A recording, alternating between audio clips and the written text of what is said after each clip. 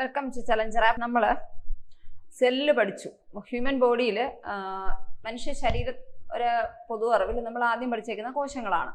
അപ്പോൾ കോശങ്ങൾ പഠിച്ചു കഴിഞ്ഞാൽ കോശങ്ങളിൽ നിന്നാണ് പിന്നെ അവയവങ്ങളും അവയവ്യവസ്ഥകളും ഒക്കെ രൂപപ്പെടുന്നത് എന്നുള്ളത് നമ്മൾ മനസ്സിലാക്കി. പക്ഷെ കോശം ആദ്യം എന്തായിട്ടാണ് മാറുന്നത്? കോശം ആദ്യം കലയായിട്ടാണ് മാറുന്നത്.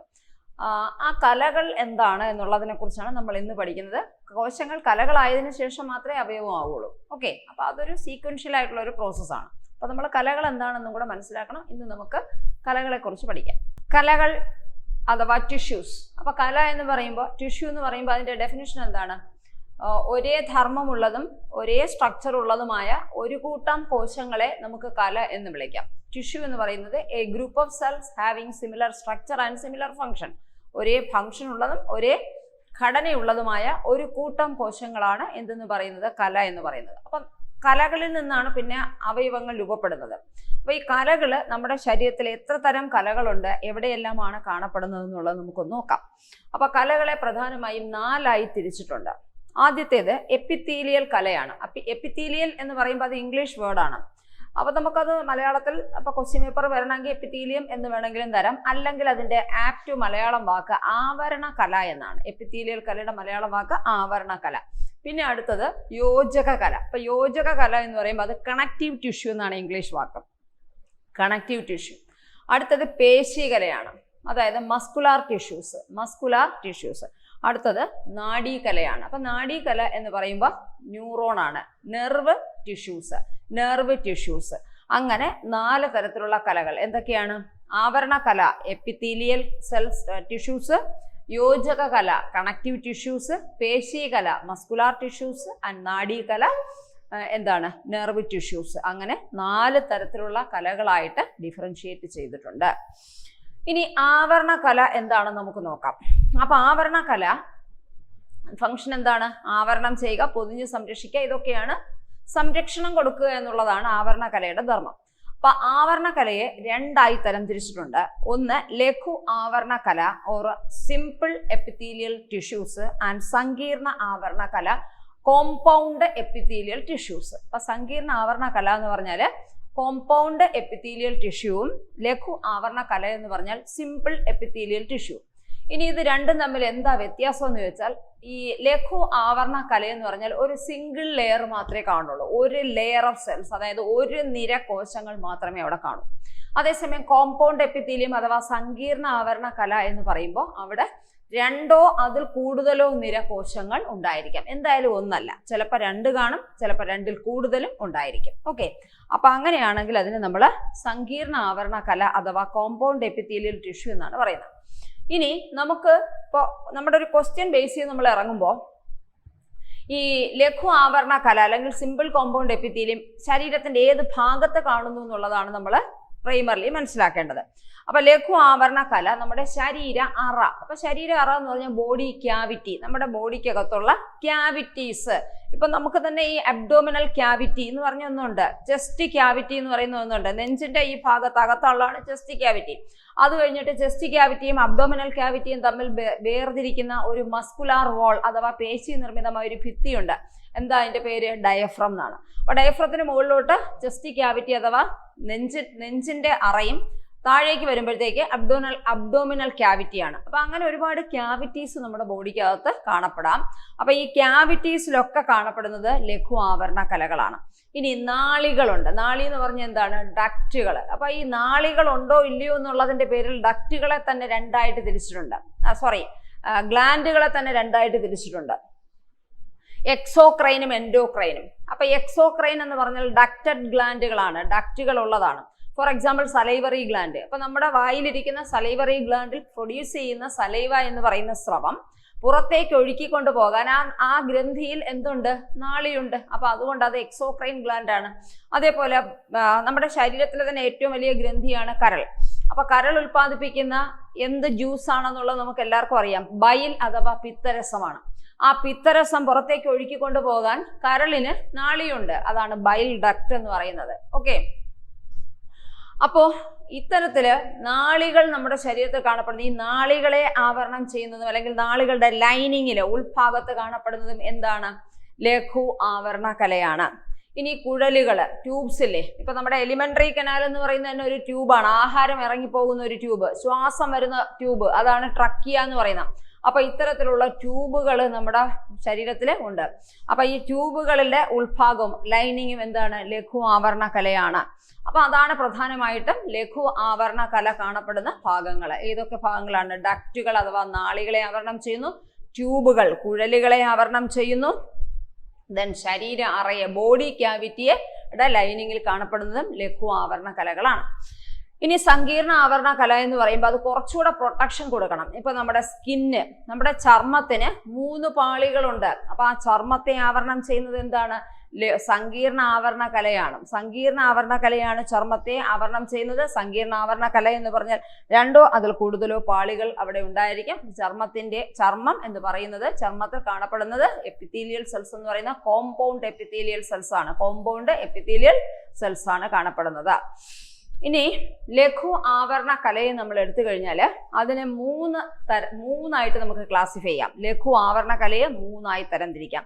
സ്ക്വോമോസ്, ക്യൂബോയിഡല്, കോളംനാർ. അപ്പൊ അതിന്റെ ഒരു എന്താണ് ഷേപ്പ് വെച്ചിട്ടാണ് ഈ പേര് വന്നേക്കുന്നത്. സ്ക്വോമോസ് എന്ന് പറഞ്ഞാൽ ഇങ്ങനെ നല്ല ചതുര കട്ടകൾ പോലെ ഇങ്ങനെ പരന്നിരിക്കുന്നതാണ് സ്ക്വോമോസ്. ക്യൂബിന്റെ ഷേപ്പ് പോലെ വരുമ്പോൾ അതിനെ ക്യൂബോയിഡൽ എന്ന് പറയും. കുറച്ചുകൂടെ വലുത് കോളംനാർ എന്ന് പറയുമ്പോൾ ഏറ്റവും നല്ല നീളമുള്ളത് കോളംനാറാണ്. ഇതുപോലെ ഇരിക്കും. ഇങ്ങനെ ഇരിക്കുന്ന ആവരണ കലയാണെങ്കിൽ അതിനെ കോളംനാർ എന്നാണ് പറയുന്നത്. കോളംനാർ. ഓക്കെ. അപ്പൊ ലഘു ആവരണ കലയെ നമ്മൾ എത്രയായിട്ട് തിരിച്ചു പറയുന്നു? സ്ക്വോമോസ്, ക്യൂബോയിഡല്, കോളംനാർ. അത് അതിന്റെ ഷേപ്പിനെ ബേസ് ചെയ്തിട്ടാണ് പറയുന്നത്. ഇനി ഈ ആവരണ കലയുടെ പ്രത്യേകത, അതിന് ഇന്റർ സെല്ലുലാർ സ്പേസ് അഥവാ കോശാന്തര സ്ഥലം തീരെ ഉണ്ടാവില്ല. ആവരണ കലയ്ക്ക് കോശാന്തര സ്ഥലം ഉണ്ടായിട്ട് കാര്യമില്ല. ആവരണം എന്ന് പറഞ്ഞാൽ പ്രൊട്ടക്ട് ചെയ്യാനാണ്, പ്രൊട്ടക്ഷൻ ആണ് അതിന്റെ ഫംഗ്ഷൻ. നമ്മൾ വീട്ടിൽ മതിൽ കെട്ടിയിട്ട് അതിന് ഹോൾ ഇട്ട് വെക്കുമോ? മതിലെന്ന് പറയുന്നത് കോമ്പൗണ്ട് വാള് കെട്ടുന്നത് പ്രൊട്ടക്ഷന് വേണ്ടിയിട്ടാണ്. അപ്പൊ അതിന് ഒരു ശകലം പോലും ഹോള് വരാതെ പൂർണ്ണമായും അടഞ്ഞ രീതിയിൽ മാത്രമേ നമ്മൾ ചെയ്യാറുള്ളൂ. അപ്പൊ അതേപോലെ തന്നെയാണ് നമ്മുടെ ആവരണ കലയും. ശരീരത്തിന്റെ ആന്തരിക ഭാഗങ്ങൾക്ക് സംരക്ഷണം നൽകുക, അല്ലെങ്കിൽ ശരീരത്തിൽ രോഗാണുക്കൾ കടക്കുന്നത് തടയുന്നത് ആണ് ഇതിന്റെ ധർമ്മം എന്ന് പറയുന്നത്. അപ്പൊ അതിന് ഇന്റർസെല്ലാർ സ്പേസ് കാണില്ല, അടുക്കടുക്കായിട്ടായിരിക്കും കോശങ്ങൾ ആ ഭാഗത്ത് ക്രമീകരിച്ചിരിക്കുന്നത്. അപ്പൊ നമ്മുടെ ലഘു ആവരണ കല അഥവാ സിമ്പിൾ എപ്പിത്തീലിയൽ സെൽസിനെ നമുക്ക് എത്രയായി തരംതിരിക്കാം? 3ആയി തരംതിരിക്കാം. ഏതൊക്കെയാണ്? സ്ക്വോമോസ്, ക്യൂബോയിഡല്, കോളംനാർ. ഓക്കെ. ഇനി ഈ സ്ക്വോമോസ് കലകൾ എവിടെ കാണുന്നു? രക്തലോമികകളുടെ ഭിത്തി. അപ്പോൾ ക്വസ്റ്റ്യൻ നമ്മളിപ്പോൾ കുറച്ചൊന്ന് കടുപ്പിച്ച് എടുക്കുകയാണെന്നുണ്ടെങ്കിൽ ക്വസ്റ്റ്യൻ ഇങ്ങനെ ചോദിക്കാം. അപ്പൊ നമ്മൾ ഇത്തരത്തിലുള്ള ടോപ്പിക്കുകൾ പഠിക്കുന്നതുകൊണ്ടുള്ള ഒരു നേട്ടം എന്താണെന്ന് പറഞ്ഞു കഴിഞ്ഞാൽ അത് നമ്മൾ ആ മനസ്സിരുത്തി തന്നെ പഠിക്കണം. കാരണം ഇപ്പൊ കോമൺലി ചോദിക്കുന്ന ഇപ്പം ബ്രെയിനിനെ കുറിച്ചൊരു ക്വസ്റ്റ്യൻ ചോദിച്ചു കഴിയുകയാണ്, അല്ലെങ്കിൽ ഹാർട്ടിനെ കുറിച്ചുള്ള ഒരു ക്വസ്റ്റ്യൻ, സാധാരണ ഒരു ക്വസ്റ്റ്യൻ ചോദിച്ചു കഴിഞ്ഞാൽ നമ്മൾ പരീക്ഷയ്ക്ക് എത്ര പേര് അപ്ലൈ ചെയ്തിട്ടുണ്ടോ എല്ലാവരും ഈ ആൻസർ എഴുതും. എല്ലാവരും ആൻസർ എഴുതിയാൽ നമ്മൾ അവരിൽ ഒരാൾ മാത്രമേ ആവുള്ളൂ. നമ്മുടെ റാങ്ക് മുകളിലോട്ട് പോകുമ്പോൾ മറ്റൊരാൾ ചെയ്യാത്ത ഉത്തരം നമ്മൾ ചെയ്യുമ്പോഴാണ് നമ്മൾ ഒരുപടി മുകളിലേക്ക് കയറുന്നത്. അപ്പൊ ഇത് കുറച്ച് ടഫായിട്ടുള്ള ഏരിയ ആണ്. സെല്ലെന്ന് പറയുന്നതും കുറച്ച് ടഫായിട്ടുള്ള ഏരിയ ആണ്. ടിഷ്യൂസ് എന്ന് പറയുന്നത് സാധാരണ ആരും അങ്ങനെ എന്താണ് പറയാ കോമൺലി മറിച്ച് നോക്കാത്തൊരു ഏരിയ ആണെന്ന് വേണമെങ്കിൽ നമുക്ക് പറയാം. അപ്പോൾ ഇതൊക്കെ ഈ ക്വസ്റ്റ്യൻ ഇടുന്നവർക്ക് അറിയാം ഇത് ഏത് ഏരിയയിൽ അവർ ശ്രദ്ധിക്കും. ബയോളജിയിൽ കുട്ടികൾ കൂടുതൽ ശ്രദ്ധിക്കുന്ന ഏരിയ ഏതാണ്, കൂടുതൽ ശ്രദ്ധ കുറയുന്ന ഏരിയ ആണെന്നുള്ളത് ക്വസ്റ്റ്യൻ ഇടുന്നവർക്ക് അറിയാം. കാരണം ബയോളജിയുടെ അധ്യാപകരായിരിക്കുമല്ലോ ചോദ്യം ഇടുന്നത്. അപ്പോൾ ഇതിന്റെ ഉത്തരം ശരിക്കും പറഞ്ഞാൽ ചെയ്യുന്നത് ബയോളജിക്കാർ ചെയ്യും, അവർക്കറിയാം എവിടെയാണെന്നുള്ളത്. അതർ സബ്ജക്റ്റുകാർ സാധാരണ ഇതത്ര മെനക്കെടൂല. അപ്പോൾ ഇത് ഇത്തിരി ഒന്ന് ശ്രദ്ധയോടുകൂടി നിങ്ങൾ നോക്കണം. സ്ക്വോമോസ് കല എന്ന് പറയുമ്പോൾ രക്തലോമികകളുടെ ഭിത്തി. അപ്പൊ നമ്മുടെ രക്തക്കുഴലിന്റെ രക്തലോമിക എന്ന് പറയുമ്പോഴത്തേക്ക് നമ്മുടെ രക്തക്കുഴലുകൾ പിരിഞ്ഞ് ഏറ്റവും ചെറിയ മുടിനാരിഴയുടെ കനമാകുന്ന രക്തക്കുഴലായി മാറും. അതിനെയാണ് നമ്മൾ രക്തലോമിക എന്ന് പറയുന്നത്, അല്ലെങ്കിൽ ബ്ലഡ് ക്യാപ്പില്ലറി. അതിന്റെ ഇംഗ്ലീഷ് വാക്ക് ബ്ലഡ് ക്യാപ്പില്ലറീസ് എന്നാണ്. അപ്പൊ എന്തിനാണ് ഇത്രയും പിരിഞ്ഞ് പോകുന്നത് എന്ന് ചോദിച്ചാൽ, മനുഷ്യൻ എന്ന് പറയുന്നത് ക്ലോസ്ഡ് ബ്ലഡ് സർക്കുലേറ്ററി സിസ്റ്റം ഉള്ള ഒരു ജീവിയാണ്. അതായത് അടഞ്ഞ രക്തപര്യന വ്യവസ്ഥ. അപ്പൊ ജീവികളെ അവരുടെ രക്തപര്യന വ്യവസ്ഥയുടെ അടിസ്ഥാനത്തിൽ 2ആയിട്ട് തിരിച്ചിട്ടുണ്ട്. മേജർലി 2 ക്ലാസിഫിക്കേഷൻ ഉണ്ട്. ഓപ്പൺ സർക്കുലേറ്ററി സിസ്റ്റം ഉള്ള ജീവികൾ അഥവാ തുറന്ന രക്തപര്യന വ്യവസ്ഥയുള്ളവരും അടഞ്ഞ രക്തപര്യന വ്യവസ്ഥയുള്ളവരുമുണ്ട്. അപ്പൊ അടഞ്ഞ രക്തപര്യന വ്യവസ്ഥയുള്ള ഒരു ജീവിയെ സംബന്ധിച്ച് അയാളുടെ ഏത് മൈന്യൂട്ട് ഓർഗാൻ ആണെങ്കിൽ പോലും അവിടെ രക്തം എത്തുന്നത് രക്തക്കുഴലുകളിലൂടെ മാത്രമേ എത്താൻ പാടുള്ളൂ. ആ വ്യക്തിയുടെ ശരീര കലകൾ ഒരിക്കലും രക്തവുമായി നേരിട്ട് സമ്പർക്കത്തിൽ വരാൻ പാടില്ല.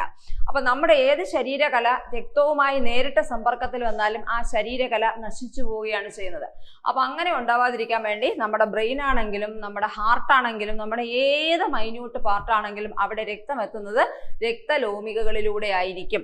അപ്പൊ രക്തലോമികളുടെ ഭിത്തിയിൽ കാണപ്പെടുന്ന കല സ്ക്വോമോസ് എപ്പിത്തീലിയമാണ്. ശ്വാസകോശങ്ങളുടെ എന്ന് മാത്രമേ ഉള്ളൂ, ശ്വാസകോശങ്ങളിലെ വായു അറയുടെ ഇംഗ്ലീഷ് വാക്ക് എന്താണ്? ആൽവിയോളൈ. അപ്പൊ ശ്വാസകോശങ്ങളിലെ വായു അറ അഥവാ ആൽവിയോളയിലും സ്ക്വോമോസ് കലകളാണ്. എന്തുകൊണ്ടാണ് ഈ രണ്ട് ഭാഗത്തും സ്ക്വോമോസ് എപ്പിത്തീലിയം? സ്ക്വോമോസ് എന്ന് പറഞ്ഞാൽ വളരെ ചതുരക്കട്ട പോലെ ഇരിക്കുന്ന വളരെ സിമ്പിൾ ആയിട്ടുള്ള ഒരു നിര കോശങ്ങളാണ് ഈ സ്ക്വോമോസ് എപ്പിത്തീലിയം എന്ന് പറയുന്നത്. എന്തുകൊണ്ടാണ് സ്ക്വോമോസ് എപ്പിത്തീലിയം ഈ രണ്ട് ഭാഗങ്ങളിലും കാണുന്നത് എന്നുള്ളത് നിങ്ങൾക്ക് ഊഹിക്കാമോ? ഈ രണ്ട് ഭാഗത്ത് നിന്നും ഓക്സിജനും പോഷകങ്ങളും അങ്ങോട്ടും ഇങ്ങോട്ടും എക്സ്ചേഞ്ച് ചെയ്യപ്പെടേണ്ടതുണ്ട്. ഇപ്പൊ രക്തലോമികളിലൂടെ രക്തം ഒഴുകുന്നത് എന്തിനാണ്? നമ്മുടെ ശരീര കലകൾക്ക്, ശരീരഭാഗങ്ങൾക്ക് പ്രവർത്തിക്കണമെങ്കിൽ അവർക്ക് ഊർജം വേണം. ഊർജം എന്തിൽ നിന്നാണ് കിട്ടുന്നത്? അവർക്ക് ഭക്ഷണത്തിൽ നിന്നാണ് കിട്ടുന്നത്. ഈ ഭക്ഷണം ദഹിച്ച് ഏറ്റവും സിമ്പിൾ ഫോമായ ഗ്ലൂക്കോസ് തുടങ്ങിയ ഫോമിലേക്ക് മാറും. ഇതിനെയാണ് രക്തം എവിടെ എത്തിക്കുന്നത്? ഈ ശരീരഭാഗങ്ങളിൽ എത്തിക്കുന്നത്. രക്തത്തിന്റെ ജോലി എന്ന് പറഞ്ഞാൽ അതാണ്, ന്യൂട്രിയൻസും ഓക്സിജനും സപ്ലൈ ചെയ്തുകൊണ്ടേയിരിക്കുക, നമ്മുടെ ശരീരഭാഗങ്ങളിൽ എല്ലായിടത്തും കൊണ്ടുവന്ന് എത്തിക്കുക. അപ്പൊ അങ്ങനെ കൊടുക്കുമ്പോൾ ഈ രക്തത്തിലിരിക്കുന്ന ന്യൂട്രിയൻസ് എങ്ങോട്ട് കലരണം? ഈ ഭാഗങ്ങളിലേക്ക് എത്തണം. അപ്പൊ അത് കട്ടിയുള്ള ഒരു ഭിത്തി ഉണ്ടാക്കി വെച്ചിട്ട് അതിനകത്തുള്ള ഇതിനെ ഒഴുക്കി കൊടുത്താൽ എത്തുമോ? ഒരിക്കലും എത്തൂല. അപ്പൊ എത്രയും നേർത്തിരിക്കണം, എന്നാൽ പ്രൊട്ടക്ഷൻ വേണം താനും. അപ്പൊ അതുകൊണ്ട് നേർത്തിരുന്നാൽ മാത്രമേ ഈ എക്സ്ചേഞ്ച് ഓഫ് മെറ്റീരിയൽസ് നടക്കത്തുള്ളൂ. അപ്പൊ അതുകൊണ്ടാണ് രക്തലോമികളുടെ ഭിത്തിയിലും അതുപോലെ തന്നെ ശ്വാസകോശങ്ങളിലെ വായുവറ.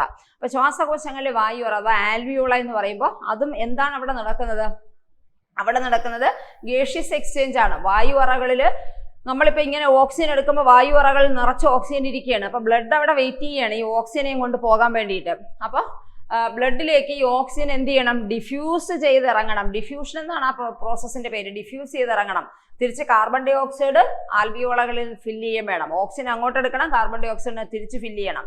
തിരിച്ച് ഫില്ല് ചെയ്താൽ മാത്രമേ ഈ കാർബൺ ഡൈ ഓക്സൈഡിനെ നമുക്ക് പുറത്തേക്ക് കളയാൻ പറ്റുള്ളൂ. അപ്പൊ അങ്ങനെ ഗേഷ്യസ് എക്സ്ചേഞ്ച് നടക്കുന്ന ഒരു സ്ഥലമാണ് വായുവറ എന്ന് പറയുന്നത്. അപ്പൊ ആ ഗേഷ്യസ് എക്സ്ചേഞ്ച് ഡിഫ്യൂഷൻ വഴി നടക്കണമെങ്കിൽ ആ ഭിത്തിക്ക് കനം കുറവായിരിക്കണം.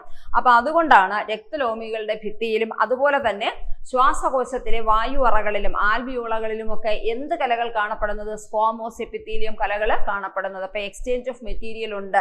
അപ്പൊ എക്സ്ചേഞ്ച് ഓഫ് മെറ്റീരിയൽ നടക്കുന്ന സ്ഥലങ്ങളിൽ സ്ക്വോമോസ് എപ്പിത്തീലിയൽ കലകളാണ്. സ്ക്വോമോസ് എപ്പിത്തീലിയം എന്ന് പറയുന്ന ഒരു സിമ്പിൾ ആയിട്ടുള്ള ആവരണ കല അഥവാ ലഘു ആവരണ കലയാണ്, അഥവാ സിമ്പിൾ എപ്പിത്തീലിയൽ സെല്ലാണ്, ടിഷ്യൂ ആണ്. ഓക്കെ. അപ്പൊ അതിനകത്ത് ഗേഷ്യസ് എക്സ്ചേഞ്ചും ന്യൂട്രിയൻസിന്റെ എക്സ്ചേഞ്ചും അതുവഴി എളുപ്പത്തിൽ നടക്കാൻ വേണ്ടിയിട്ടാണ് ആ ഭാഗങ്ങൾ എന്തുകൊണ്ട് നിർമ്മിച്ചിരിക്കുന്നത്? സ്ക്വോമോസ് എപ്പിത്തീലിയം കൊണ്ട് നിർമ്മിച്ചിരിക്കുന്നത്. ക്ലിയർ ആയി കാണും എന്ന് വിചാരിക്കുന്നു. ഇനി അടുത്ത ക്യൂബോയിഡൽ കലകളാണ്. അപ്പൊ ക്യൂബോയിഡൽ കലകൾ എവിടെ കാണുന്നു എന്ന് ചോദിച്ചാൽ ഗ്രന്ഥികളുടെ കുഴലുകളിലും വൃക്കാനളികകളിലും കാണപ്പെടുന്നു. അപ്പൊ ഈ ഗ്രന്ഥി, വൃക്കാനളിക എന്ന് പറഞ്ഞാൽ നെഫ്രോൺ എന്ന് പറയുന്ന സാധനമാണ് വൃക്കാനളിക. അപ്പൊ വൃക്കനളികകൾ കാണപ്പെടുന്നത് വൃക്കകളിലാണ്. വൃക്കകളുടെ അടിസ്ഥാന ഘടകമാണ് ഈ വൃക്കനളിക എന്ന് പറയുന്നത്. ഓക്കെ. അപ്പൊ അതിനകത്ത് എന്താണ് നടക്കുന്നത്? നമ്മുടെ രക്തത്തില് നൈട്രോജനിക വിസർജ്യ വസ്തുവായ യൂറിയ ഉണ്ട്. അപ്പൊ മനുഷ്യന്റെ ശരീരത്തിൽ നിർമ്മിക്കപ്പെടുന്ന നൈട്രോജനിക വിസർജ്യ വസ്തുവിന്റെ പേര് യൂറിയ എന്നാണ്. അപ്പൊ യൂറിയ എന്ന് പറയുന്ന വിഷവസ്തു, അതൊരു വിഷവസ്തുവാണ്. അത് നമ്മുടെ ശരീരത്തിൽ അടിഞ്ഞുകൂടാൻ പാടില്ല. അപ്പൊ അടിഞ്ഞുകൂടി കഴിഞ്ഞാൽ നമ്മൾ മരിച്ചു പോകും. അതാണ് അവസ്ഥ. അത്രയ്ക്ക് വിഷമാണത്. അപ്പൊ ആ വിഷത്തെ അരിച്ചു മാറ്റുക എന്ന് പറയുന്ന ജോലിയാണ് ആര് ചെയ്യുന്നത്? കിഡ്നി ചെയ്യുന്നത്, വൃക്ക ചെയ്യുന്നത്. വൃക്കയിൽ ഈ അരിക്കൽ പ്രക്രിയ നടക്കുമ്പോൾ അരിക്കൽ മാത്രമല്ല, അത് ഒരു കോംപ്ലക്സിറ്റി ഉള്ള പ്രോസസ്സാണ്. നമ്മൾ എക്സ്ക്രീറ്ററി സിസ്റ്റം പഠിക്കുമ്പോൾ നമുക്കത് പഠിക്കാം. അപ്പൊ ഈ മൂത്രം എന്ന് പറയുന്ന സാധനം അരിച്ചു മാറ്റിക്കഴിഞ്ഞാൽ അത് ആദ്യം ഫോം ചെയ്യുന്ന ഫ്ലൂയിഡിന്റെ പേര് ഗ്ലോമറുലാർ ഫിൽട്രേറ്റ് എന്നാണ്. Glomerular filtrate. ഈ ഗ്ലോമറുലാർ ഫിൽട്രേറ്റ് വൃക്കാനളികകളിലെ ട്യൂബ് നീണ്ടു നീണ്ടു നടക്കുന്ന ഭയങ്കര നീളമുള്ള ഒരു ട്യൂബാണ്. ഭയങ്കരമായിട്ടുള്ള ഒരു കൺവോലേറ്റഡ് ആയിട്ടുള്ള ട്യൂബാണ്. അപ്പൊ ഈ ട്യൂബിൽ കൂടെ ഈ ആദ്യം ഫോം ചെയ്യുന്ന മൂത്രത്തിന്റെ ഫസ്റ്റ് ഫോമായ ഗ്ലോമറുലാർ ഫിൽട്രേറ്റ് ഇങ്ങനെ സഞ്ചരിച്ച് പോകുമ്പോൾ അതിലിരിക്കുന്ന ജലത്തെ ശരീരത്തിന് പുനരാകിരണം ചെയ്തെടുക്കുകയും അതുപോലെ തന്നെ ഇതിന്റെ കോൺസെൻട്രേഷനിൽ വ്യത്യാസം ഉണ്ടാക്കാനായിട്ട് ചില സ്രവങ്ങൾ ഇതിനകത്തോട്ട് ഒഴിക്കുകയും വേണം. കോൺസെൻട്രേഷൻ വേരിയേഷൻ ഉണ്ടാകണം, എന്നാലേ വെള്ളത്തിന് പെട്ടെന്ന് വലിച്ചെടുക്കാനും മൂത്രത്തിനെ നീക്കം ചെയ്യാനും ഒക്കെ പറ്റുള്ളൂ. അപ്പൊ പലതും ഈ വൃക്കാനളികയിൽ നിന്നും എങ്ങോട്ട് സ്രവിപ്പിക്കണം? ഗ്ലോമറുലാർ ഫിൽട്രേറ്റിലേക്ക്. അങ്ങനെ സ്രവിപ്പിക്കാൻ ശ്രവണശേഷിയുള്ള കലകളാണ് ക്യൂബോയിഡൽ കലകൾ. അതേപോലെ തന്നെ ഗ്രന്ഥികളിലും എന്താണ് ഉൽപ്പാദിപ്പിക്കുക? ഇപ്പൊ ഉമിനീർ ഗ്രന്ഥി ഉമിനീർ ഉൽപ്പാദിപ്പിക്കുന്നു. ലാക്രിമൽ ഗ്ലാൻഡ് അഥവാ ടിയർ ഗ്ലാൻഡ് കണ്ണുനീർ ഗ്രന്ഥി കണ്ണുനീർ ഉൽപ്പാദിപ്പിക്കുന്നു. ആമാശയത്തിലെ ഗ്രന്ഥികൾ ഹൈഡ്രോക്ലോറിക് ആസിഡിനെ ഉൽപ്പാദിപ്പിക്കുന്നു. അപ്പൊ അങ്ങനെ പല ഗ്രന്ഥികളും അതിൻ്റെതായ സ്രവങ്ങൾ ഉൽപ്പാദിപ്പിക്കുന്നു. അങ്ങനെ സ്രവങ്ങൾ ഉൽപ്പാദിപ്പിക്കാൻ സഹായിക്കുന്ന കലയാണ് ക്യൂബോയിഡൽ കല. അതുകൊണ്ട് തന്നെ ക്യൂബോയിഡൽ കലകൾ കാണപ്പെടുന്നത് ഗ്രന്ഥികളുടെ കുഴലുകളിലും വൃക്കാനളികകളിലും കാണപ്പെടുന്നു. സ്കോമോസ് കല എവിടെ കാണപ്പെടുന്നു? രക്തലോമികളുടെ ഭിത്തിയിലും അതുപോലെ തന്നെ കാണുന്നത് ശ്വാസകോശങ്ങളിലെ ആൽവിയോളകളിലുമാണ് എന്ത് കാണപ്പെടുന്നത്? സ്കോമോസ് കല കാണപ്പെടുന്നത്. അപ്പൊ അതിന്റെ ഫംഗ്ഷൻ അനുസരിച്ചാണ് അതിരിക്കുന്നത്, ആ കലകൾ രൂപപ്പെട്ടിരിക്കുന്നത്. അതാണ് കല എന്ന് പറയുന്നത്. എന്താണ്? ഒരേ ധർമ്മം ചെയ്യുന്നതും ഒരേ ഘടനയുള്ളതുമായ ഒരു കൂട്ടം കോശങ്ങളെയാണ് നമ്മൾ എന്തെന്ന് വിളിക്കുക? കല എന്ന് വിളിക്കുക. അപ്പൊ ഈ ഫംഗ്ഷൻ ചെയ്യത്തക്ക രീതിയിലാണ് സ്കോമോസ് കലകളുടെ രൂപീകരണം. എന്താണ്? ഡിഫ്യൂഷൻ നടക്കണം, അതുവഴി പല വസ്തുക്കളും എക്സ്ചേഞ്ച് ചെയ്യണം. അതേപോലെ തന്നെ ക്യൂബോയിഡൽ കലകൾ ശ്രവണശേഷിയുള്ള കലകളാണ്. അപ്പൊ പലതും എന്ത് ചെയ്യണം? സ്രവിപ്പിക്കണം. അപ്പൊ സ്രവിപ്പിക്കേണ്ട അവയവങ്ങളിലാണ് ക്യൂബോയിഡൽ കല കാണപ്പെടുന്നത്. വൃക്കാനളികകളിലുണ്ട്, അതുപോലെ ഗ്രന്ഥികളിൽ കാണപ്പെടുന്നു. ഇനി കോളംനാർ കലയാണ് അടുത്തത്. ആമാശയത്തിന്റെയും കുടലിന്റെയും ഉൾഭിത്തിയിൽ കാണപ്പെടുന്നു. അപ്പൊ കോളംനാർ കലയാണ് ഇപ്പൊ ഏറ്റവും വലിയ, അതായത് ഇങ്ങനെ വലിയ കട്ട എടുത്തു വെച്ചതുപോലെ ഇരിക്കും. അപ്പൊ കോളംനാർ കല ആമാശയത്തിന്റെയും കുടലിന്റെയും ഉൾഭിത്തിയിൽ കാണപ്പെടുന്നു. ഇവയ്ക്ക് ശ്രവണം എന്ന ഫംഗ്ഷൻ കൂടാതെ മറ്റൊരു ഫംഗ്ഷൻ കൂടിയുണ്ട്, ആഗീരണം. അപ്പൊ പലതിനെയും ശരീരത്തിലേക്ക് എന്ത് ചെയ്യണം? ആഗീരണം ചെയ്തെടുക്കണം. അപ്പൊ ശ്രവണം, ആഗീരണം എന്നീ ധർമ്മങ്ങൾ നിർവഹിക്കാൻ രൂപപ്പെട്ടിട്ടുള്ള അല്ലെങ്കിൽ രൂപാന്തരപ്പെട്ടിട്ടുള്ള കലകളുടെ പേരെന്താണ്? അതാണ് കോളംനാർ എപ്പിത്തീലിയം. അപ്പൊ കോളംനാർ എപ്പിത്തീലിയം എവിടെ കാണപ്പെടുന്നു? ആമാശയത്തിലും കുടലിലും കാണപ്പെടുന്ന കല ഏത് വിഭാഗത്തിൽപ്പെടുന്നു? കോളംനാർ. ഓക്കെ, അപ്പൊ ഇത് നിങ്ങൾ സത്യമായിട്ടും ഇത് തീർച്ചയായിട്ടും പഠിച്ചാൽ അത് നിങ്ങൾക്ക് വലിയൊരു അസറ്റ് ആയിരിക്കും. കാരണം എന്ന് വെച്ചാൽ ഇപ്പൊ എല്ലായ്പ്പോഴും ഈ ചോദ്യങ്ങൾ ഇൻക്ലൂഡ് ചെയ്യണം എന്നില്ല, പക്ഷെ റൈറ്റ് പോസിബിലിറ്റി ഉണ്ട്. നമ്മുടെ ഹ്യൂമൻ ബോഡി ഒരു ജനറൽ ആയിട്ടുള്ള ഒരു അവയർനെസ് വേണം എന്ന് പറയുമ്പോൾ തീർച്ചയായിട്ടും അതിന്റെ എല്ലാ സ്ട്രക്ചേഴ്സും നമ്മൾ പഠിച്ചു വെക്കുക. പ്രത്യേകിച്ച് നമ്മൾ നോക്കുകയാണ്, നമുക്കൊരു ഗൈഡൻസ് കിട്ടുന്നത് എന്തിനു വേണ്ടിയിട്ടാണ്? ഇപ്പൊ സിമ്പിൾ ആയിട്ടുള്ള ഏതെങ്കിലും ഒരു ഭാഗത്തിന് ഒരു ഗൈഡൻസും ഇല്ലാതെ പരീക്ഷ എഴുതാൻ പ്രാക്ടീസ് ഉള്ള നിങ്ങൾക്ക് തന്നെ അറിയാൻ പറ്റും. ഈവൻ അല്ലെങ്കിൽ ഏതെങ്കിലും ഒരു ബുക്ക് എടുത്ത് ജസ്റ്റ് ഒന്ന് റീഡ് ചെയ്ത് കഴിഞ്ഞാൽ കിട്ടും. പക്ഷെ നമ്മളൊരു ക്ലാസ് റൂമിന്റെ സഹായം നമ്മൾ എപ്പോഴും തേടുന്നത് നമുക്ക് കുറച്ച് പഠിക്കാൻ ബുദ്ധിമുട്ടോ നമുക്ക് കുറച്ച് അറിയാത്തയോ കാര്യങ്ങൾ ഒന്നും കൂടി ഒന്ന് അവയർനെസ്സിന് വേണ്ടിയിട്ടാണ് ഞാൻ പറഞ്ഞത്. ഇത് ഇച്ചിരി ടഫാണ് പഠിക്കാനായിട്ട്, പക്ഷെ തീർച്ചയായിട്ടും നിങ്ങൾ മനസ്സിലാക്കി പഠിക്കണം. അപ്പൊ കോളംനാർ കല എന്ന് പറയുമ്പോഴത്തേക്ക് ശ്രവണം, ആഗീരണം എന്നിവയാണ് അവയുടെ ഫംഗ്ഷൻ. ഇവ ആമാശയത്തിന്റെയും കുടലിന്റെയും ഉൾഭിത്തിയിലാണ് കാണപ്പെടുന്നത്. ഇനി ഈ കോളംനാർ കലകളിൽ തന്നെ സീലിയ ഇങ്ങനെ സിമ്പിൾ ആയിട്ട് ഒരു ഹെയർ ലൈക്ക് സ്ട്രക്ചർ ആയിട്ടുള്ള സീലിയ മുകളിലോട്ട് കാണും. അപ്പൊ സീലിയ ഉണ്ടെങ്കിൽ ഇതിനെ സീലിയേറ്റഡ് ആവരണ കല എന്നാണ് പറയുക. സീലിയേറ്റഡ് ആവരണ കല, എപ്പിത്തീലിയൽ സെൽസിനകത്ത് സീലിയ ഉണ്ടെങ്കിൽ ഇറ്റ് ഈസ് കാൾഡ് സീലിയേറ്റഡ് ആവരണ കല. അപ്പൊ സീലിയേറ്റഡ് ആവരണ കല അണ്ഡവാഹിനിയുടെ ആന്തരഭാഗത്ത് കാണപ്പെടുന്ന ആവരണ കലയാണ് സീലിയേറ്റഡ് ആവരണ കല. അപ്പൊ അതൊരു പർട്ടിക്കുലർ ഫംഗ്ഷൻ ആണ്, പർട്ടിക്കുലർ കലയാണ്. അപ്പൊ സീലിയേറ്റഡ് ആവരണ കല കാണപ്പെടുന്നത് എവിടെ? അപ്പൊ അത് അണ്ഡവാഹിനികളുടെ ആന്തരഭാഗത്ത് കാണപ്പെടുന്നു. എന്തിന്? അണ്ഡവാഹിനികളുടെ ആവരണ ഭാഗത്ത് എന്തിനായി? Ciliated epithelial cells. അപ്പൊ ഓരോ ഭാഗത്തും ഒരു പ്രത്യേക ധർമ്മം നിർവഹിക്കപ്പെടാൻ വേണ്ടിയാണ് ഇങ്ങനെ കാണുന്നത്. അപ്പൊ ഈ സീലിയ ചലിപ്പിച്ചാൽ മൂവ്മെന്റ് നടക്കും എന്നുള്ളത് നിങ്ങൾക്കറിയാം അല്ലെ? അപ്പൊ സീലിയ ചലിപ്പ നമ്മുടെയൊക്കെ ഈ മൂക്കിനകത്തൊക്കെ ചെറിയ ഹെയർ പോലത്തുള്ള സ്ട്രക്ചർ ഉണ്ട്. എന്തിനാണ്? നമ്മൾ മൂക്ക് വഴിയേ ശ്വസിക്കാവൂ. അതാണ് എന്താണ് മെഡിക്കലി കറക്റ്റ് ആയിട്ടുള്ള ഒരു കാര്യം. Only breathe through nose. കാരണം നോസിനകത്ത് ഈ വെളിയിൽ നിന്ന് കയറുന്ന പൊടിപടലങ്ങളെയോ രോഗാണുക്കളെയോ ഒക്കെ പ്രിവെന്റ് ചെയ്യാനുള്ള സംവിധാനങ്ങളുണ്ട്. മൂക്കടഞ്ഞിരുന്നാൽ നമ്മൾ വായിലൂടെ ശ്വസിക്കും. It is unhealthy. വായിലൂടെ ശ്വസിച്ചാൽ ഈ ഉള്ള പൊടിയും ബാക്ടീരിയയും എന്തൊക്കെയുണ്ടോ അതെല്ലാം കൂടെ കയറി അകത്ത് പോകും. വായിലൂടെ നമുക്ക് ശ്വസിക്കാം, മൂക്കടഞ്ഞിരുന്നാൽ പിന്നെ നമുക്ക് അതല്ലാതെ മാർഗ്ഗമില്ല. പക്ഷെ അറ്റ് ദ ഏർലിയസ്റ്റ് ആ മൂക്കടപ്പ് നമ്മൾ എന്ത് ചെയ്യണം? മാറ്റണം. നേസൽ കൺജഷൻ നമ്മൾ മാറ്റിയേ പറ്റുള്ളൂ. കാരണം മൂക്ക് വഴി മാത്രമേ നമ്മൾ ശ്വസിക്കാവൂ. കാരണം മൂക്കിനകത്ത് സ്മോൾ ഹെയേഴ്സ് ഉണ്ട്. അപ്പൊ ആ സ്മോൾ ഹെയേഴ്സ് എന്ന് പറയുന്നത് ഈ പൊടിയൊക്കെ ഇങ്ങനെ അടിച്ചു കളയും. അപ്പൊ അതേപോലത്തെ ഒരു ഫംഗ്ഷനാണ് സീലിയക്കുള്ളത്. എന്തിനെയോ ചലിക്കാൻ അത് സമ്മതിക്കും. അപ്പൊ എന്തിനാണ് അണ്ഡവാഹിനി എന്ന് പറഞ്ഞാൽ, അണ്ഡവാഹിനിയിൽ അണ്ഡത്തിന്റെ ചലനമുണ്ട്. അണ്ഡം എന്ന് പറയുന്നത് ഉൽപ്പാദിപ്പിക്കുക. അണ്ഡം എന്ന് പറയുന്നത് സ്ത്രീ ബീജമാണ്, ഫീമെയിൽ ഗമേറ്റ് ആണ്. ഈ അണ്ടം ഉൽപ്പാദിപ്പിക്കുന്നത് അണ്ടാശയത്തിനകത്താണ്. അണ്ടാശയത്തിനകത്ത് ഉൽപ്പാദിപ്പിക്കുന്ന അണ്ടം അവിടെ ഇരുന്നാൽ മാത്രം പോരാ, അത് പുറത്തേക്ക് വരണം. അപ്പൊ അത് പുറത്തേക്ക് വന്ന അണ്ടവാഹിനിയിലൂടെ അത് സഞ്ചരിക്കണം. തന്നെയല്ല, ബീജസങ്കലനം അഥവാ ഫെർട്ടിലൈസേഷൻ നടക്കുന്നത് ഈ അണ്ടവാഹിനിക്കകത്ത് വെച്ചാണ്. അണ്ടവാഹിനിയുടെ ഇംഗ്ലീഷ് വാക്ക് ഓവിഡക്റ്റ് എന്നും പിന്നെ മറ്റൊരു വാക്ക് ഫെല്ലോപ്പിയൻ ട്യൂബ് എന്നുമാണ്. അപ്പൊ 2 ഇംഗ്ലീഷ് വാക്കുകൾ അതിനുണ്ട്, ഓവിഡക്റ്റ് ഓർ ഫെല്ലോപ്പിയൻ ട്യൂബ്. അപ്പൊ അവിടെ വെച്ച് ഈ ഫെർട്ടിലൈസേഷൻ നടന്ന അണ്ടം ചലിച്ച് അവിടെ നിന്ന് നേരെ സഞ്ചരിച്ച് യൂട്രസിനകത്ത് വരും. യൂട്രസിനകത്തെ അതിന് വളരാൻ പറ്റും, അണ്ടവാഹിനിയിൽ ഇരുന്ന് വളരാൻ പറ്റില്ല. ബീജസങ്കലനം നടക്കുന്നത് അവിടെയാണെങ്കിലും അതിന്റെ വളർച്ച നടക്കുന്നത് യൂട്രസിനകത്താണ്. അപ്പൊ നേരെ യൂട്രസിലേക്ക് അതിന് സഞ്ചരിക്കണം. ആ സഞ്ചരിക്കാൻ സഹായിക്കത്തക്ക രീതിയിലാണ് സീലിയേറ്റഡ് എപ്പിത്തീലിയൽ സെൽസ് ഉള്ളത്.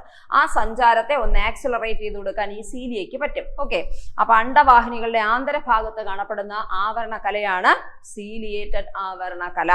സീലിയേറ്റഡ് ആവരണകല. ഓക്കെ, അപ്പൊ ഇത്രയുമാണ് ആവരണ കലകളെ കുറിച്ച് നമ്മൾ പഠിച്ചത്. സ്കോമോസ് കല രക്തലോമികളുടെ ഭിത്തിയിലും ശ്വാസകോശങ്ങളിലെ വായുവറകളിലും കാണപ്പെടുന്നു. എക്സ്ചേഞ്ച് ഓഫ് മെറ്റീരിയൽ ഫംഗ്ഷൻ ഉള്ളതുകൊണ്ട് സ്കോമോസ് എപ്പിത്തീലിയൽ കല കാണുന്നു. ക്യൂബോയിഡൽ എപ്പിത്തീലിയൽ കല ഗ്രന്ഥികളുടെ കുഴലുകളിലും വൃക്കാനളികകളിലും കാണപ്പെടുന്നു. അപ്പൊ ഗ്രന്ഥിയിലും വൃക്കാനളികയിലും കാണപ്പെടുന്നു, കാരണം അതിന്റെ മെയിൻ ഫംഗ്ഷൻ ശ്രവണമാണ്.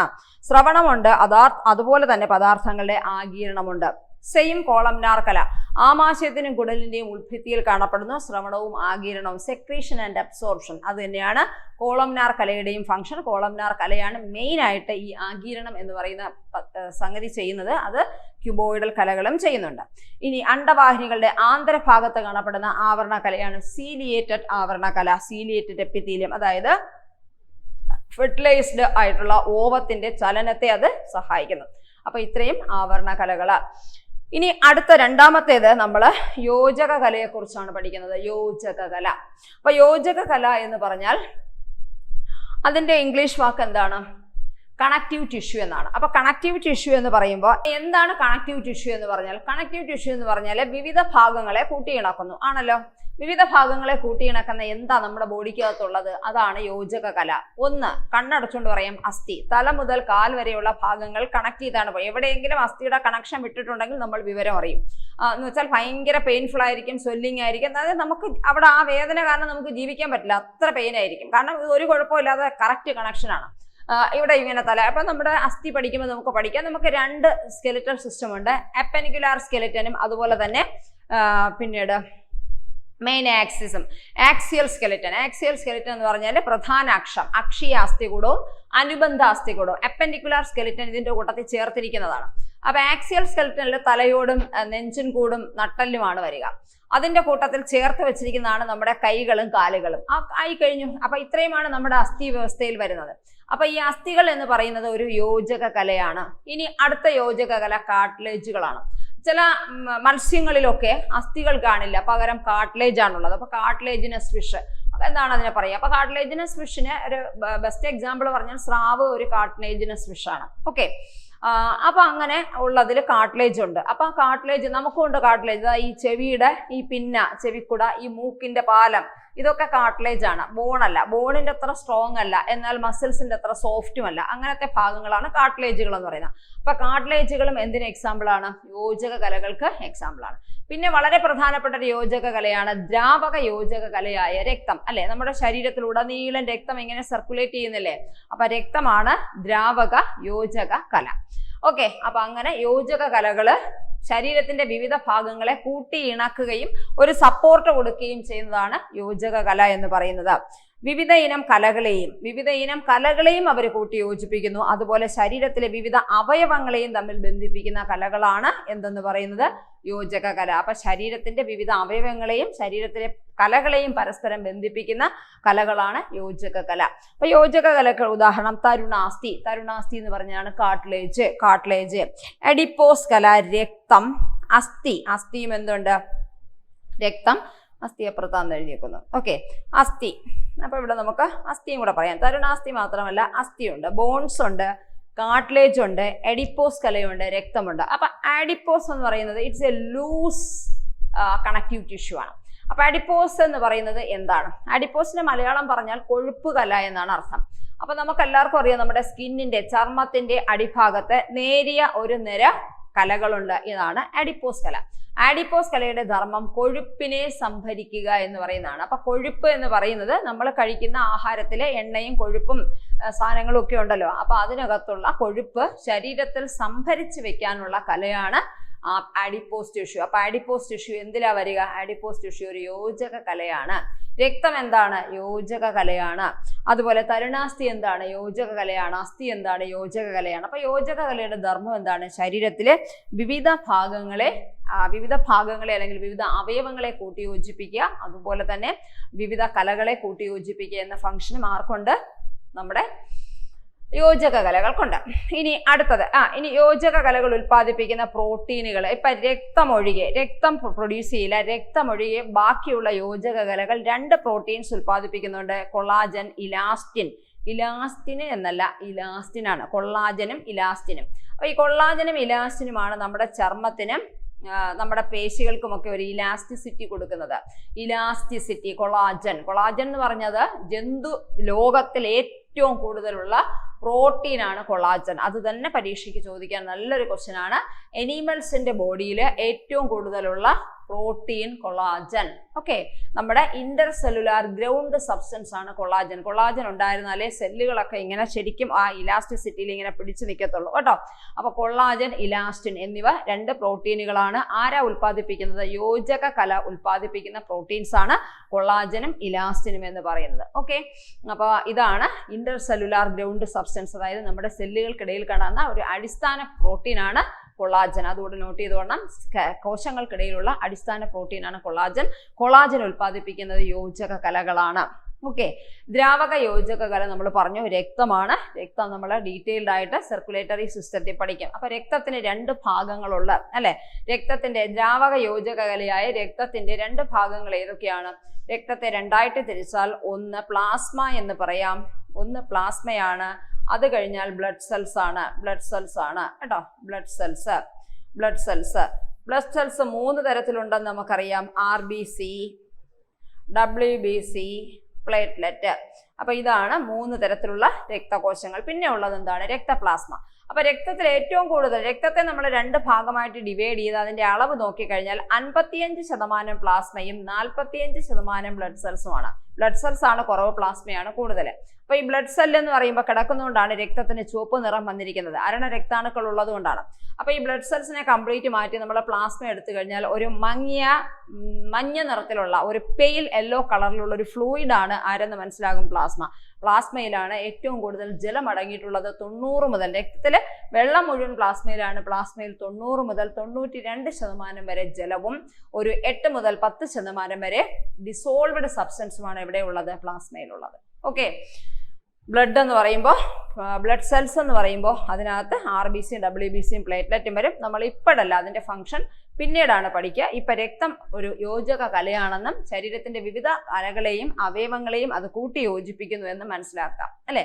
നമ്മുടെ ആരോഗ്യമുള്ള ഒരു വ്യക്തിയിൽ എത്ര ലിറ്റർ രക്തം ഉണ്ടായിരിക്കും? 5 മുതൽ 6 ലിറ്റർ വരെ ബ്ലഡ് ഉണ്ടായിരിക്കും. അതായത് ഒറ്റ അളവ് നമ്മൾ പറയുകയാണെങ്കിൽ ഒരു 5.5 ലിറ്റർ ബ്ലഡ് എന്ന് ഒറ്റ അളവിൽ പറയാം. പക്ഷെ എല്ലാവരിലും 5.5 അല്ല, minimum 5 litres and maximum 6 litres of blood ആണ് നമ്മുടെ ശരീരത്തിലൂടെ രക്തക്കുഴലുകൾ വഴി ഒഴുകുന്നത്. ഓക്കെ, അപ്പോൾ ഇതാണ് യോജക കല. ഇനി അടുത്തത് പേശികലയാണ്. അപ്പൊ പേശികല എന്ന് പറയുമ്പോൾ പേശികൾ നിർമ്മിച്ചിരിക്കുന്ന കലയാണ് പേശികല. അപ്പൊ പേശികലയ്ക്ക് അതിൻ്റെതായ സ്വഭാവങ്ങൾ ഉണ്ടായിരിക്കും. ഇപ്പൊ നമ്മുടെ ശരീരത്തിലെ പേശികളെ നമുക്ക് എത്രയായി തിരിച്ചിരിക്കുന്നു. അപ്പോൾ ഞാൻ പേശി പറയുന്നതിന് മുമ്പ് ഒരു പോയിന്റ് കൂടെ പറയട്ടെ. ഈ യോജക കല എന്ന് പറയുന്നതിൽ ഒന്ന് ബോണാണ്. അപ്പൊ ബോണ് ഇനി സ്കെൽറ്റൽ സിസ്റ്റം പഠിക്കുമെന്നുള്ളത് കൊണ്ടാണ് ഡീറ്റെയിൽഡ് ആയിട്ടുള്ള കാര്യങ്ങൾ പറയാത്തത്. ബോണുകൾ നിർമ്മിച്ചിരിക്കുന്ന കോശങ്ങൾ ഓസ്റ്റിയോസൈറ്റുകൾ എന്നാണ് പേര്. അസ്ഥികൾ നിർമ്മിച്ചിരിക്കുന്ന കോശങ്ങളുടെ പേര് ഓസ്റ്റിയോസൈറ്റുകൾ എന്നാണ്. അതുപോലെ നമ്മുടെ അസ്ഥികളിൽ ഒരു ഗ്രൗണ്ട് സബ്സ്റ്റൻസ് ഉണ്ടായിരിക്കും. അപ്പൊ അസ്ഥി കോശങ്ങൾ ഓസ്റ്റിയോസൈറ്റ് ആണെന്ന് മനസ്സിലാക്കാം. അസ്ഥി നിർമ്മിച്ചിരിക്കുന്ന പലരും കാൽഷ്യം ഫോസ്ഫറസും ആണെന്ന് പറയും. അപ്പൊ കാൽഷ്യം ഫോസ്ഫറസും അല്ല അസ്ഥി എന്ന് പറഞ്ഞാൽ, ഓസ്റ്റിയോസൈറ്റുകൾ എന്ന് പറയുന്ന കോശങ്ങളാണ് അസ്ഥികളിൽ കാണപ്പെടുന്നത്. അപ്പൊ ഈ കോശങ്ങളെ തമ്മിൽ ബന്ധിപ്പിക്കുന്ന ഒരു ഗ്രൗണ്ട് സബ്സ്റ്റൻസ് ഉണ്ട്. ആ ഗ്രൗണ്ട് സബ്സ്റ്റൻസ് എന്ന് പറഞ്ഞാൽ അടിസ്ഥാന പദാർത്ഥം എന്നാണ്. ആ അടിസ്ഥാന പദാർത്ഥത്തെ മാട്രിക്സ് എന്നാണ് വിളിക്കുന്നത്. അതിന്റെ മാട്രിക്സ് ആണ് കാൽഷ്യം ഫോസ്ഫറസും കേട്ടോ. അതുകൊണ്ടാണ് അതിന് അത്രയും കട്ടി ഉണ്ടായിരിക്കുന്നത്. കാൽഷ്യം ഫോസ്ഫറസ് മാട്രിക്സ് ആയിട്ട് അല്ലെങ്കിൽ അടിസ്ഥാന പദാർത്ഥമായി അതിന്റെ പുറത്താണ് എന്ത് വിന്യസിച്ചിരിക്കുന്നത്? നമ്മുടെ ഓസ്റ്റിയോസൈറ്റുകൾ വിന്യസിച്ചിരിക്കുന്നത്. ഇതാണ് നമ്മുടെ അസ്ഥിയുടെ ഘടന എന്ന് പറയുന്നത്. അപ്പൊ ഞാൻ പേശി പറഞ്ഞപ്പോഴാണ് അങ്ങോട്ട് പോയത്. നമ്മുടെ പേശികളെ 3 തരത്തിൽ തിരിച്ചിട്ടുണ്ട്. അസ്ഥിപേശി എന്നും, അസ്ഥിപേശിക്ക് തന്നെ വേറൊരു പേരുള്ളത് ഐച്ഛിക പേശി എന്ന് പറയും. ഐച്ഛിക പേശി, അസ്ഥിപേശിയുടെ വേറൊരു പേര് ഐച്ഛിക പേശി, വോളണ്ടറി മസിൽ. ഓക്കെ, മറ്റൊന്ന് സ്ട്രയേറ്റഡ് മസിൽസ് എന്ന് പറയും. സ്ട്രയേറ്റഡ് എന്ന് പറഞ്ഞാൽ വരകളുള്ളത്. സ്ട്രയേറ്റഡിന്റെ ശരിക്കും മലയാളം പറഞ്ഞാൽ രേഖാങ്കിത പേശി. രേഖാങ്കിത പേശി, പേശി പഠിക്കുമ്പോൾ പഠിക്കാം, എന്നാലും ഇപ്പോഴൊന്നുകൂടെ ഓർത്തോളും. അപ്പൊ അസ്ഥിപേശി എന്ന് ഞാൻ ആദ്യം എഴുതി. അസ്ഥിപേശിക്ക് വേറെ 2 വാക്കുകളുണ്ട്. ഒന്നെന്താണ്? ഐച്ഛിക പേശി, മറ്റൊന്നെന്താണ്? രേഖാങ്കിത പേശി. ഓക്കെ, ഈ 3നും കാരണമുണ്ട്. അസ്ഥിപേശി എന്ന് വിളിക്കാൻ കാരണം ഇപ്പൊ നമ്മുടെ ശരീരത്തിന്റെ ഉള്ളിലാണ് സ്കെലിറ്റൻ ഇരിക്കുന്നത്. വെളിയിൽ കാണുന്നത് സ്കിന്നും മസിലുമാണ്. മസിൽ എന്ന് പറഞ്ഞാൽ പേശി. അപ്പൊ അസ്ഥിയുടെ പുറത്ത് കാണപ്പെടുന്ന പേശി എന്നുള്ള സെൻസിൽ അസ്ഥിപേശി എന്ന് വിളിക്കുന്നു. ഇനി എന്തുകൊണ്ട് അതിനെ ഐച്ഛിക പേശി എന്ന് വിളിക്കുന്നു? നമ്മുടെ ഇച്ഛയ്ക്കനുസരിച്ച് ചലിപ്പിക്കാം. എനിക്കിപ്പോ ഇങ്ങനെ കൈ ആട്ടണമെന്ന് തോന്നുമ്പോൾ എനിക്കിങ്ങനെ മടക്കാം. അതേസമയം എൻ്റെ ഹാർട്ടിന്റെ മേലോ എൻ്റെ ഡയഫ്രത്തിന്റെ മേലോ ഇൻഡസ്ട്രീന്റെ മേലോ ഒക്കെ എനിക്ക് ഇങ്ങനെ സ്വാധീനമുണ്ടോ? ഇല്ല. അതൊക്കെ ചലിക്കുന്നതും ചലിക്കാതിരിക്കുന്നതും നമ്മളാരും അറിയുന്ന പോലുമില്ല. അപ്പൊ അതുകൊണ്ട് അത് അനൈച്ഛിക പേശിയാണ്. അപ്പൊ ഈ അസ്ഥിപേശികൾ നമ്മുടെ ഇച്ഛയ്ക്കനുസരിച്ച് ചലിപ്പിക്കുക കൂടി ചെയ്യാവുന്നത് കൊണ്ട് അതിനെ ഐച്ഛിക പേശി എന്ന് പറയും. ഇംഗ്ലീഷ് വാക്ക് വോളണ്ടറി മസിൽ എന്നാണ്, വോളണ്ടറി മസിൽ. ഇനി അടുത്തത് രേഖാങ്കിത പേശി എന്ന് വിളിക്കാൻ കാരണം നമ്മളൊരു മൈക്രോസ്കോപ്പിലൂടെ ഈ പേശി ഇങ്ങനെ പരിശോധിച്ച് നോക്കിയാൽ അതില് ഇങ്ങനെ ലോഞ്ചിറ്റ്യൂഡിനലായിട്ടുള്ള സ്ട്രൈപ്സ് കാണാം, സ്ട്രയേറ്റഡ് കാണാം, സ്ട്രയേഷൻസ് ഉണ്ടായിരിക്കും, രേഖകൾ ഉണ്ടായിരിക്കും, വരകൾ ഉണ്ടായിരിക്കും. സോ അതിനെ എന്ത് വിളിക്കുന്നു? രേഖാങ്കിത പേശി എന്ന് വിളിക്കുന്നു. അപ്പൊ സ്ട്രയേറ്റഡ് മസിൽസ്. അപ്പൊ അസ്ഥിപേശി എന്ന് പറഞ്ഞാൽ സ്കെലിറ്റൽ മസില്, അസ്ഥിപേശിയുടെ ഇംഗ്ലീഷ് വാക്ക് സ്കെലിറ്റൽ മസില്, അത് ഇച്ഛയ്ക്കനുസരിച്ച് ചലിപ്പിക്കാവുന്നതുകൊണ്ട് ഐച്ഛിക പേശി. ഐച്ഛിക പേശിയുടെ ഇംഗ്ലീഷ് വാക്ക് എന്താണ്? Voluntary muscle. അതുപോലെ തന്നെ അതിൽ രേഖകൾ ഉള്ളത് കൊണ്ട് രേഖാങ്കിത പേശി എന്ന് വിളിക്കുന്നു. രേഖാങ്കിത പേശിയുടെ ഇംഗ്ലീഷാണ് സ്ട്രയേറ്റഡ് മസിൽ. ഓക്കെ, ഇനി രണ്ടാമത്തെ വിഭാഗം എന്താണ്? മൃദുല പേശികളാണ്. അപ്പൊ മൃദുല പേശി എന്ന് വിളിക്കാൻ മിനുസ പേശി എന്നും പറയാം, മൃദുല പേശി എന്ന് പറയാം. അത് നോൺ സ്ട്രയേറ്റഡ് ആണ്, അതിൽ ഒരൊറ്റ വര പോലും കാണൂല. സോ അതിനെ മൃദുല പേശി എന്ന് വിളിക്കുന്നു, അഥവാ നോൺ സ്ട്രയേറ്റഡ് മസിൽ എന്ന് വിളിക്കുന്നു. ഇനി അതിനെ വിളിക്കുന്ന മറ്റൊരു പേര് അനൈച്ഛിക പേശി എന്നാണ്. കാരണം ഇച്ഛയ്ക്കനുസരിച്ച് ചലിപ്പിക്കാൻ പറ്റാത്തത് കൊണ്ട് അതിനെ എന്ത് വിളിക്കുന്നു? അനൈച്ഛിക പേശി എന്ന് വിളിക്കുന്നു, അഥവാ ഇൻവോളണ്ടറി മസിൽ എന്ന് വിളിക്കുന്നു. ഇനി ഇന്റേണൽ മസിൽ, ശരീരത്തിന്റെ ഉള്ളിൽ കാണപ്പെടുന്നത് കൊണ്ട് ഇന്റേണൽ മസിൽ എന്ന് പറയാം, ആന്തരിക പേശി എന്നും അതിനെ പറയാം. ഓക്കെ, ഇനി അടുത്തത് ഹൃദയപേശിയാണ്. ഹൃദയപേശി ഒരു വല്ലാത്ത പേശിയാണ്. അപ്പൊ ഹൃദയപേശിയുടെ ഇംഗ്ലീഷ് വാക്ക് കാർഡിയാക് മസിൽ എന്നാണ്. അത് മാത്രം ഒരു പ്രത്യേകതയുള്ള പേശിയാണ്, കാർഡിയാക് മസിൽ. അപ്പൊ കാർഡിയാക് മസിലിന്റെ പ്രത്യേകത എന്താന്ന് ചോദിച്ചാൽ, നമ്മളിപ്പോ ഹൃദയത്തിലെ പേശിയെ പരിശോധിച്ചാൽ അതിനകത്ത് സ്ട്രയേഷൻസ് ഉണ്ടായിരിക്കും, സ്ട്രൈപ്സ്, വരകൾ കാണാം. വരകളേ ഉള്ളൂ, പക്ഷെ ഇച്ഛയ്ക്കനുസരിച്ച് ചലിപ്പിക്കാൻ പറ്റില്ല. അപ്പൊ സ്ട്രയേറ്റഡ് ആണ്, ഇൻവോളണ്ടറി ആണ്. സ്ട്രയേറ്റഡ് മസിൽസ് സാധാരണ എന്താണ്? വോളണ്ടറി ആണ്. രേഖാങ്കിത പേശികൾ ഐച്ഛിക പേശികളാണ്. ഇവിടെ ഹൃദയപേശി രേഖാങ്കിതമാണ്, പക്ഷെ എന്താണ്? അത് ഇൻവോളണ്ടറി ആണ്, നമ്മുടെ ഇച്ഛയ്ക്കനുസരിച്ച് ചലിപ്പിക്കാൻ പറ്റില്ല. സാധാരണ നോൺ സ്ട്രയേറ്റഡ് അല്ല, അഥവാ രേഖാശൂന്യ പേശികളാണ് ഇൻവോളണ്ടറി. അപ്പൊ രേഖാശൂന്യ പേശികളാണ് നമ്മുടെ ആന്തരിക പേശികളായ മൃദുല പേശികൾ. രേഖാശൂന്യ പേശികളാണ്, നോൺ സ്ട്രയേറ്റഡ് മസിൽസ് ആണ്. അപ്പൊ അതുകൊണ്ടാണ് അതിനെ എന്ത് വിളിക്കുന്നത്? മൃദുല പേശി എന്ന് വിളിക്കുന്നത്. പക്ഷേ ഹൃദയപേശി സ്ട്രയേറ്റഡ് ആണ്, പക്ഷേ അത് എന്തുമാണ്? രേഖാങ്കിതവുമാണ്. അതാണ് ഹൃദയപേശിയുടെ പ്രത്യേകത. അപ്പൊ അങ്ങനെ ഇതാണ് പ്രധാനപ്പെട്ട 4 തരം പേശികൾ. നമ്മൾ ഒരെണ്ണം പറഞ്ഞില്ല, ന്യൂറൽ ടിഷ്യൂ അഥവാ നാഡീകല. ന്യൂറൽ ടിഷ്യൂസ് അഥവാ നാഡീകല, ന്യൂറൽ ടിഷ്യൂ, നാഡീകല. അപ്പൊ ന്യൂറൽ ടിഷ്യൂസിന്റെ പ്രത്യേകത പറഞ്ഞു കഴിഞ്ഞാൽ നമ്മൾ അതും നെർവസ് സിസ്റ്റത്തിൽ പഠിക്കും. ന്യൂറൽ ടിഷ്യൂസിന്റെ പ്രത്യേകത പറഞ്ഞാൽ 2 തരത്തിലുള്ള കോശങ്ങൾ ഉണ്ട്. ഒന്ന് ന്യൂറോൺ, നമുക്ക് എല്ലാവർക്കും അറിയാവുന്നത് ന്യൂറോണിനെ കുറിച്ചാണ്. ന്യൂറോണിനെ കൂടാതെ മറ്റൊരു സെല്ല് കൂടിയുണ്ട്, അതിന്റെ പേരാണ് ഗ്ലിയൽ സെൽസ്. ഗ്ലിയ അഥവാ ഗ്ലിയൽ സെൽസ്. അപ്പൊ ന്യൂറോൺ നല്ല നീളമുള്ളത് ഇങ്ങനെയാണ് നമ്മൾ ന്യൂറോണിനെ വരയ്ക്കുക, അല്ലെ? ന്യൂറോണിനെ ഏകദേശം ഇങ്ങനെയാണ് വരയ്ക്കുക. ന്യൂറോണിന് ബ്രാഞ്ചസ് ഉണ്ടായിരിക്കും. ആ ബ്രാഞ്ചസിനെ ഡെൻഡ്രൈറ്റ്സ് എന്ന് പറയും. ഒരെണ്ണം വളരെ നീണ്ടിരിക്കും, ഇറ്റ് ഈസ് കാൾഡ് ആക്സോൺ എന്ന് പറയും. പിന്നെ നെർവ് എൻഡിങ് വരും. ഇങ്ങനെയുള്ള വളരെ നീളത്തിലിരിക്കുന്ന ഒരു മനുഷ്യന്റെ ശരീരത്തിലെ തന്നെ ഏറ്റവും നീളം കൂടിയ കോശമാണ് ന്യൂറോൺ. നമ്മൾ പഠിച്ചു അത്. അപ്പൊ ന്യൂറോണിന്റെ ഫംഗ്ഷൻ എന്താണ്? കണ്ടക്ഷൻ ഓഫ് നെർവ് ഇമ്പൾസസ്, ഈ നാഡികളിലൂടെ സഞ്ചരിക്കുന്ന ആവേഗങ്ങളെ യഥാസമയം യഥാസ്ഥലത്ത് എത്തിക്കുക എന്ന് പറയുന്നതാണ് ന്യൂറോണിന്റെ ഫംഗ്ഷൻ. അതിനനുസരിച്ചാണ് അതിന്റെ സ്ട്രക്ചർ. എന്നാൽ ഇതിനെ സപ്പോർട്ട് ചെയ്യുന്ന മറ്റൊരു കോശം കൂടി നമ്മുടെ നെർവസ് സിസ്റ്റത്തിലുണ്ട്. അതിന്റെ പേരാണ് ഗ്ലിയൽ സെല്ല്.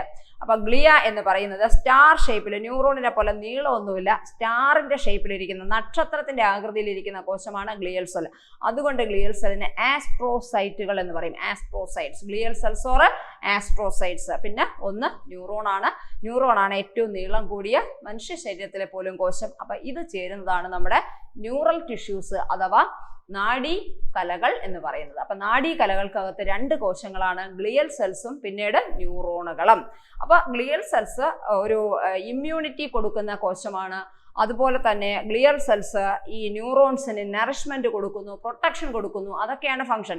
ന്യൂറോണുകളാണ് ശരിക്കും നെർവസ് സിസ്റ്റത്തിന്റെ ഫംഗ്ഷൻ ചെയ്യുന്നത്. നെർവ് ഇമ്പൾസസിനെ ട്രാൻസ്മിറ്റ് ചെയ്യുന്നത് അല്ലെങ്കിൽ ട്രാൻസ്പോർട്ട് ചെയ്യുന്നത് ന്യൂറോൺസ് ആണ്. അതിന് വേണ്ട സപ്പോർട്ട് കൊടുക്കുന്ന, സഹായം കൊടുക്കുന്ന, പോഷണം കൊടുക്കുന്ന കലകളാണ് ഗ്ലിയൽ സെൽസ്. ഓക്കെ, അപ്പൊ ഇത്രയുമാണ് നമ്മുടെ ടിഷ്യൂ സിസ്റ്റം എന്ന് പറയുന്നത്.